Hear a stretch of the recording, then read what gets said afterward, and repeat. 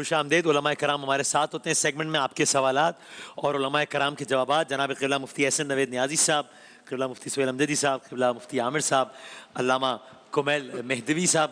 اور علامہ کمیل مہدوی صاحب کی آج یہ آخری نشست ہے شان رمضان 2024 کی ہمارے ساتھ, پھر ان کا سفر ہے تو آج آخری نشست ہے. تو اجتماع سے دعا, آپ زیارات پہ جا رہے ہیں, نجف و کربلا جا رہے ہیں ماشاءاللہ. جی انشاءاللہ. کیا کہنے, دعاؤں میں یاد رکھیے گا انشاءاللہ. آپ سب اور آپ یہ دیکھیے شان رمضان کی خوبصورتی, یہ تو آپ جو کچھ دیکھتے ہیں وہ سیٹ پہ دیکھتے ہیں. میں شاہد ہوں کہ جب اب سیگمنٹ سے پہلے مفتی عامر صاحب اصرار کرتے رہے کمیل بھائی صاحب سے کہ نہیں آپ یہاں بیٹھیے, آپ کا لاسٹ ڈے, اور کمیل صاحب کہتے رہے نہیں میں یہاں. تو الحمدللہ یہ ایک, تو میں ہمیشہ کہتا ہوں کہ شان رمضان میں یہ جو ماحول ہے بھائی چارے کا, یہ آف ایئر جو ہے وہ آن ایئر سے کئی گنا زیادہ ہو سکتا ہے, اور ہے اس سے کم نہیں ہے قطعی طور پر, اس سے زیادہ ہی ہے آن ایئر سے زیادہ. ہم جب بیٹھتے ہیں نا, ہاں یقین کریں کہ رمضان میں آپس میں اتنی علمی گفتگو ہوتی ہے, واہ واہ واہ واہ, کیا آپ سوچ نہیں سکتے. سبحان اللہ, سبحان اللہ, کیا کہنا ہے. اللہ تعالیٰ اس ماحول کو بہت سارے ایسے موضوعات کہ جو تاریخ کے ہیں, بہت سارے ایسے موضوعات کے جو عقائد کے ہیں, علم الکلام کے ہیں, وہ ہم جب یہاں سے جاتے ہیں اور اب سحری کر رہے ہوتے ہیں آف ایئر, تو بہت کھلے دل کے ساتھ, بہت ہی شائستہ ماحول میں بڑی اچھی گفتگو ہوتی ہے. واہ واہ واہ, بہت اچھا. بھائی کیا کہنا ہے. غیر ماتھے پہ تیوری چڑھائے, کسی کے بھی ماتھے پہ شکن نہیں آتی. سبحان اللہ. بہت ہی اچھے ماحول میں ڈسکس. کل میں آپ کو مثال دے دوں موضوع کی, کل امام مہدی علیہ السلام پر ہماری گفتگو ہو رہی تھی. اچھا, اور ظاہر اپنی اپنی رائے احناف میں کس طرح سے ہے, جعفریہ میں کس طرح سے ہے, کیا بات, کیا مشترکات ہیں, ہم کیا سمجھتے ہیں, کیا بہت کھلے دل سے گفتگو ہو رہی تھی کل. بھائی سبحان اللہ, کیا کہنا ہے. اللہ تعالیٰ اس ماحول کو برقرار رکھے, اور اللہ کرے کہ معاشرے میں جگہ جگہ پروان چڑھے, چاہے وہ کوئی سیاسی حوالے سے نقطہ نظر مختلف ہے, مسلک کے حوالے سے, مذہب کسی بھی حوالے سے, اللہ کرے کہ یہی پروان چڑھے انشاءاللہ. سوالات کا ذرا آغاز کرتے ہیں, سنائے گا پہلا سوال, سنائے گا. السلام علیکم. مجھے یہ پوچھنا ہے کہ اگر کوئی کسی کا روزہ اور اس کے ساتھ بیٹھ کے کوئی سگریٹ پی رہا یا ویپ پی رہا ہو, اور ویپ تو ڈفرینٹ فلیورز میں بھی ہوتے ہیں, تو اس کی اسمیل ساتھ روزے دار کو آ رہی ہے, تو اس کا روزہ ٹوٹ جائے گا یا مکروہ ہو جائے گا؟ بالکل صحیح. کمیل صاحب آپ بھی پہلے بتائیے. بسم اللہ الرحمن الرحیم. فقط اسمیل سے تو روزہ باطل نہیں ہوتا, فقط اسمیل آنے سے. ٹھیک ہے, لیکن اگر دھواں آ رہا ہے اور دھواں اندر جا رہا ہے, ہاں ہاں, تو پھر ایسی صورت میں وہ مبتل روزہ ہو سکتا ہے, تو اس میں احتیاط کرنی چاہیے. جیسے کچھ پیسو اسموکنگ کہتے ہیں, اگر اس طرح کا دھواں ہے کہ وہ باقاعدہ جو ساتھ بیٹھا ہوا ہے وہ بھی اس دھوئیں کو اندر انہیل کر رہا ہے, تو ایسی صورت میں it is as good as کہ جیسے وہ خود بھی سگریٹ پی رہا ہے, تو اس صورت میں پھر ٹھیک نہیں ہوگا. اور اصل تو اس دوسرے شخص کو جو اسموکر ہے اس کو احساس کرنا چاہیے, تھوڑا سا احساس کریں کہ رمضان مبارک میں ایک تو احترام رمضان کا خیال رکھیں. فرض کیجیے آپ کے پاس شرعی طور پر گنجائش ہے بھی, تو احترام رمضان میں سب کے سامنے اور روزے دار کے سامنے بالکل ہی کام نہ کریں. تو وہ جو کہتے ہیں کہ کوئی بھی چیز حلق سے نیچے اترے تو روزہ ٹوٹ جاتا ہے, اس میں یہ دھواں بھی, اس کے لیے کوئی ٹھوس سالڈ یا لکوڈ کی ضرورت نہیں ہے. جیسے سگریٹ جب پیتے ہیں تو سگریٹ میں دھواں ہی تو جا رہا ہوتا ہے. تو ہاں ایک سالڈ ہی ہے جو دھوئیں میں کنورٹ ہو رہا ہے, دھوئیں کی شکل میں جا رہا ہوتا ہے نا, کوئی سالڈ یا لکوڈ تو اندر نہیں جا رہا ہوتا. تو سگریٹ پینا روزے کے عالم میں جائز تو نہیں ہے. ہاں قبلہ. بسم اللہ الرحمن الرحیم. ہمارے یہاں پہ اس مسئلے میں تھوڑا سا اختلاف ہے. اچھا اچھا, کہ روزہ جو ہے وہ کسی دھواں وغیرہ کے لینے سے نہیں ٹوٹتا. Okay okay. قصدن انہیل کیا ہے تو مکروہ ضرور ہوگا, اور قصدن نہیں کیا تو مکروہ بھی نہیں ہے.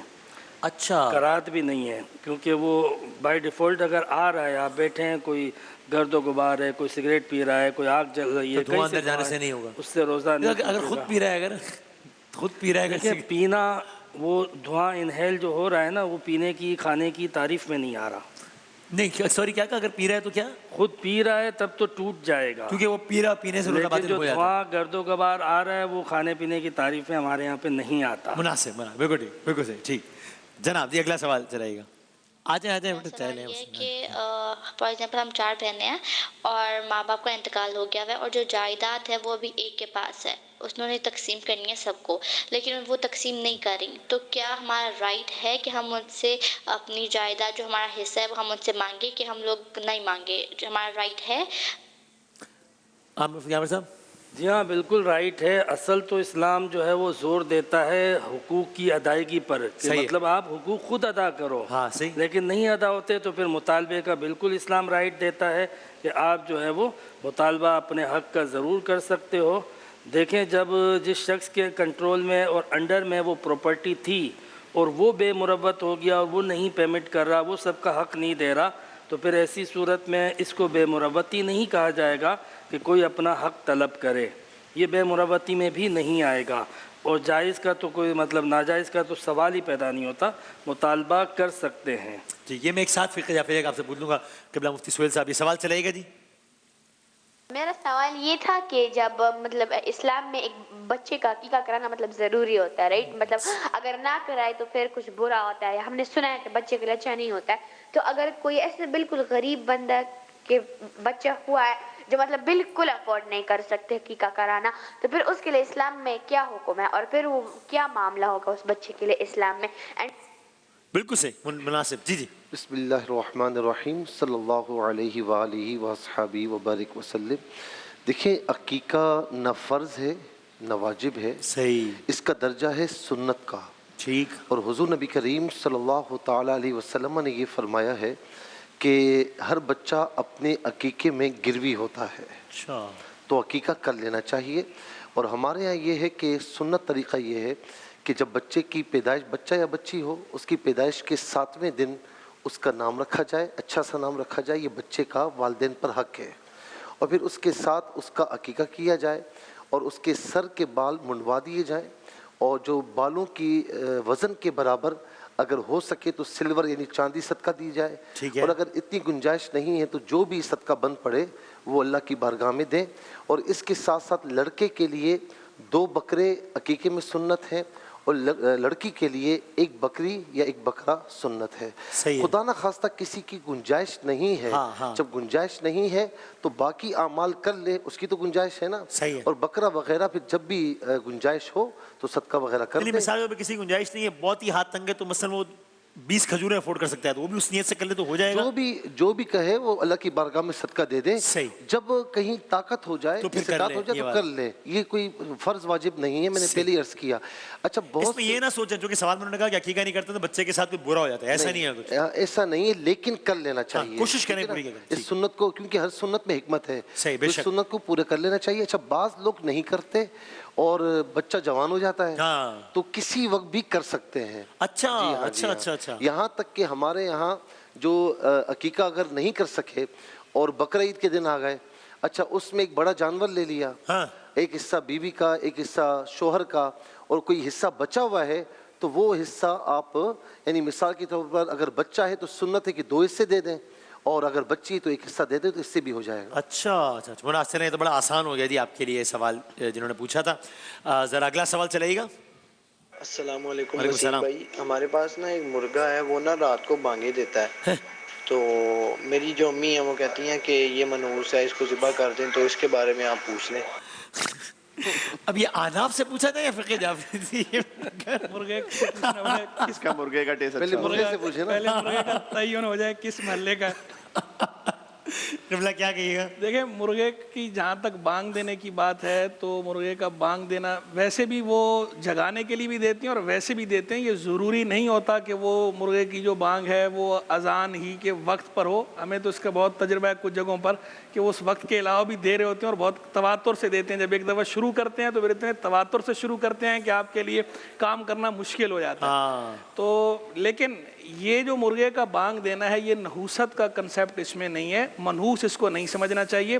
اور یہ ضرور ہے بعض روایات میں آیا ہے کہ فرشتوں کو دیکھ کر اس طرح یہ بانگ دیتا ہے، تو ایسے وقت میں دعا مانگنی چاہیے اللہ سے اس کے فضل کی. تو چونکہ حدیث میں اس طرح کا مضمون موجود ہے تو لہذا مرغا اگر بانگ دیتا ہے تو ٹھیک ہے، آپ کو وقتی پریشانی ہو رہی ہے، تھوڑی آپ کو اریٹیشن ہو رہی ہے، وہ آپ برداشت کریں، لیکن بجائے آپ برا بھلا کہنے کے اس وقت آپ دعا مانگے اللہ سے اس کے فضل کی. اس طرح گدھے کے لیے ہے کہ وہ شیطان کو دیکھ کر جو ہے وہ رینگتا ہے، اس موقع پہ شیطان سے اللہ کی پناہ چاہیں. تو ایسی مرغا اگر بانگ دے تو اللہ سے اس کے فضل کی دعا مانگے، افضل اولا یہ ہے. اور اس کو برا نہ سمجھیں، اریٹیشن ٹھیک ہے ہوتی ہے، تکلیفیں برداشت کریں. رہ گئی بات یہ ہے کہ اسے ذبح کرنے کی، تو ویسے اگر وہ آپ کی ملکیت میں ہے، آپ کی اپنی چیز ہے تو ٹھیک ہے، ذبح کر کے آپ کھا سکتے ہیں، بانگ دے یا نہ دے. بانگ دینے والے مرغا بھی جو ہے وہ حلال ہے، اور اگر بانگ نہیں دیتا اگر آپ کا ہے تو حلال ملکیت میں، یہ نہیں کسی اور کا ہے پتہ چلے رات میں اذان دے رہے ہیں یار اس کو تو پکڑ کے آپ نے کسی کر دی، ایسے نہیں. اچھا پہلے ہمارے بچپن میں دیکھا کہ سب مرغے جو ہے صبح 4 یا 5 بجے جو ہے وہ اذان دیتے تھے. آج کل رات میں اب رات کو 2 بجے شروع، ہماری طرف بھی رات میں 1:30 بجے دے رہے ہیں. پہلے ٹائم پہ دیتے تھے، اب نیند خراب کر رہے ہیں. وہ کہہ رہی ہیں کہ منحوس ہے، 1 بجے سونے ہی نہیں دیتا ہے. ہاں لیکن یہ ہے واقعی رات میں 1:30 2 بجے اذان دے رہے ہیں، مطلب بانگ دے رہے ہیں، اذان کہوں یا جو بھی کہوں. 1 بجے بھی رات کو جو ہے وہ دے رہے ہیں. صحیح ہے. تو اگر یہ اذان سننے والے کا تعلق مرغی کی بانگ سننے کا فقہ جعفریہ سے ہو تو بھی یہی احکامات ہیں. میں سوچ رہا تھا کہ 1:30-2 بجے دے رہے تو کہ رمضان ٹرانسمیشن تو نہیں کر رہے ہیں. یعنی تھرو آؤٹ دا ایئر چل رہا ہے اس کا.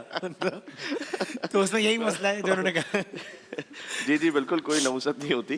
اللہ تعالیٰ کی مخلوق ہے اور ذبح کرنا چاہیں آپ تو ٹھیک ہے یہاں بھی پیش کر دیجیے, کوئی اچھی بات ہے. اچھا, اور یہ عقیقے والا معاملہ کچھ مختلف ہے؟ عقیقے والا تقریباً وہی ہے, بس یہ کہ جو فقہ جعفریہ میں اگر لڑکا بھی ہے تب بھی ایک ہی بکرا یا بکری سے وہ سنت ادا ہو جائے گی. 2 کرنا ضروری نہیں عقیقے کے لیے. اچھا, ہمارے یہاں بھی ضروری نہیں ہے. اچھا, 2 سنت ہیں, اگر ایک کی گنجائش ہے 1 کر لیں. صحیح, ٹھیک ہے. اور عقیقے میں یہ گنجائش ضرور ہے کہ جیسے مفتی صاحب نے کہا کہ 2 کر لیں یا 3 کر لیں, لیکن سنت ایک سے ہی ادا ہو سکتی ہے, اور لڑکی میں بھی ایک ہی سے ادا ہو سکتی ہے. اور اگر کسی کا نہ ہوا ہو تو جیسے کہ فرمایا گیا کہ بالکل بعد میں خود کر لے, اور کرنا چاہیے, اس لیے کہ عقیقہ اس کی جو دعا ہے اس دعا میں بھی اس بات کا فلسفہ موجود ہے کہ اس جانور کے خون کے بدلے اس بچے کا خون, اس کے گوشت کے بدلے اس کا گوشت, اس کی جان کے بدلے اس کی جان اللہ سبحانہ وتعالیٰ محفوظ رکھتا ہے. تو اللہ تعالیٰ نے گویا صدقے کا ایک اہتمام کیا ہوا اس بچے کے لیے, تو کرنا چاہیے. اور یہی اگر کسی بھی وجہ سے نہیں ہوا تو بڑا بھی ہو گیا تو وہ ہو سکتا ہے. اگر کسی وجہ سے نہیں ہو سکا ہے تو پھر اس کو شاید یہ بھی فکر نہیں کرنی چاہیے کہ مجھ پر آفات و بلیات اس وجہ سے ہو گئی کہ میرا عقیقہ نہیں ہوا تھا. استطاعت ہی نہیں تھی, اس لیے کہ استطاعت ہی نہیں تھی. تو اللہ سبحانہ وتعالیٰ دلوں کا حال جاننے والا, جب استطاعت ہی نہیں تھی تو پھر اس کے بعد وہ تکلیف ما لا یطاق ہے, اس کے بعد تو وہ کر ہی نہیں سکتا تھا. لیکن اگر بعد میں گنجائش بن جائے تو کر لیں. قربانی کے مسئلے میں یہ ہے کہ جو عید قربان پر, عید الاضحیٰ پہ جو قربانی ہوتی ہے اس میں اگر عقیقے کی نیت کی جا رہی ہے تو اس میں پھر باقی شریک نہیں ہو سکتے اور قربانی میں. یہ فقہ جعفریہ میں جی جی جی. تو اگر عقیقہ ہو رہا ہے تو پھر خالی اسی کی جانب سے قربانی اور عقیقہ ہوگا ایک ہی نیت سے. اس میں ایک سوال اور بتا دیجیے گا, یہ کہ اگر ایسی صورتحال ہو, مثال کے طور پہ عقیقہ کروانا ہے, پیسے نہیں ہیں, تو آپ لوگ یہ ریکمنڈ کریں گے, پہلے آپ بتائیے گا کہ بھائی استطاعت ہے تو کر لیں, ورنہ چونکہ لوگ میں نے بھی دیکھا ہے وہ پھر ان خیالات کی وجہ سے کہ بچہ ہے, بچے پہ کوئی نوست نہ آ جائے, وہ بیچارے پھر قرض لے کے بھی کر رہے ہوتے ہیں اور بعد میں پھنس جاتے ہیں. یا مثال کے طور پر میں نے خود یہ دیکھی ہوئی مثالیں تھیں کہ والد صاحب کا انتقال ہو گیا, اب جناب وہ ایک ہوتا ہے کہ قبر کا ایک مناسب انتظام ہو سکتا ہے, ایک ہے کہ نہیں اچھی تختی ہو, نہیں جناب گھر پہ کھانے کے لیے آ رہے تو, اور جناب اب وہ موٹر سائیکل بیچ دی, فلاں بیچ دیا تاکہ اچھا کھانا ہو جائے. اب وہ اگلے 1.5 سال تک وہ قرضہ واپس کر رہا ہے, رسوا ہو گیا 1.5 سال تک. تو اس میں ذرا ایک اعتدال رکھنا چاہیے. افراط و تفریط تو کسی بھی معاملے میں اچھی نہیں ہے. تو اللہ سبحانہ وتعالیٰ نے جو آپ کی وسعت میں رکھا ہے وہ کیجیے. اور بعض دفعہ ہوتا ہے کہ دنیا کو دکھانے یا منہ بند کروانے کے لیے بہت سے لوگ یہ کام کر رہے ہوتے ہیں, کیا فلاں کیا کہے گا, تو فلاں کیا کہے گا. اگر اس خاطر ہے تو پھر دنیا کیا کہے گی, تو آپ کچھ بھی کر لیجئے. وہ گدھے والی مثال ہے کہ باپ بیٹھے یا بیٹا بیٹھے یا دونوں بیٹھے ہیں, دونوں نہ بیٹھے, تو کچھ نہ کچھ تو دنیا کہے گی. تو آپ دنیا کے لیے نہ کریں. ہاں بینی و بین اللہ, اپنے اور اللہ کے درمیان یہ سوچیں کہ میری جو استطاعت اور قوت ہے میں اس کے مطابق ادا کر رہا ہوں, باقی اللہ سبحانہ وتعالیٰ ارحم الراحمین ہے. صحیح, بالکل قبلہ اس پہ یہی رہے ہیں آپ کی. جی ہاں بالکل. ایک اصول یہ ہے کہ جب کسی عمل کے پیچھے کوئی فضیلت بتائی جائے تو فضیلت کا حصول تو بلا شبہ ہوگا ہی, لیکن اس کو ترک کر دیا جائے تو کوئی وعید, کوئی مصیبت آ جائے, ایسا نہیں ہوتا ہے. مطلب اسلام میں یہ قانون ہی نہیں ہے. دوسری بات یہ ہے کہ مصیبتیں آنے کے اور جو بہت سارے اسباب ہیں, بندہ اس کے تو تدارک کرے. مطلب اس ایک عقیقے پر ہی سوچتا رہے کہ جو مصیبت آئے گی اس کی وجہ سے آئے گی, اور جو معاملات ہیں تو ان پر بندہ کنٹرول کرے, اس کا تدارک کرے. تو باقی عقیقہ اگر نہ کیا تو کوئی بات نہیں, کر لیا تو فائدہ. اچھی بات ہے. ہاں, آئیے عقیقے کے جانور کا گوشت ماں باپ کھا سکتے ہیں؟ جی کھا سکتے ہیں. اس میں کوئی ماں باپ, غنی, مہمان, رشتہ دار سب کھا سکتے ہیں. صحیح. اور اگر کوئی شک دنیا میں نہیں ہے تو ویسے جنرلی سوال آیا ہے کہ چونکہ آپ لوگ موضوع دیکھ رہے ہوتے ہیں تو سوالات ساتھ ساتھ بھی بھیج رہے ہوتے ہیں کہ قربانی کا جانور کوئی مرحوم کے نام پہ ہو سکتا ہے کہ جناب تک اس کو اس کا. جی ہاں بالکل, اللہ تعالیٰ اس کو اس کا اجر اور ثواب عطا فرمائے گا. بالکل ٹھیک. 1 آدھ منٹ ہے, ذرا چلائیے اگلا سوال چلائیے. میرا سوال یہ تھا کہ تہجد نماز پڑھنے کا طریقہ کیا ہے, اور جب ہم تہجد نماز پڑھتے ہیں تو جیسے عام نماز پڑھتے ہیں ویسے ہی تہجد نماز بھی پڑھتے ہیں, اور تہجد نماز میں قرآن کھول کے پڑھ سکتے ہیں؟ ٹھیک ہے, میں نے اکثر سنا ہے تہجد. جی ابھی بڑا تفصیلی تو نہیں اس کا جواب, جیسے آپ طریقہ پوچھ رہے ہیں نماز, جیسے آپ مناسب سنیں.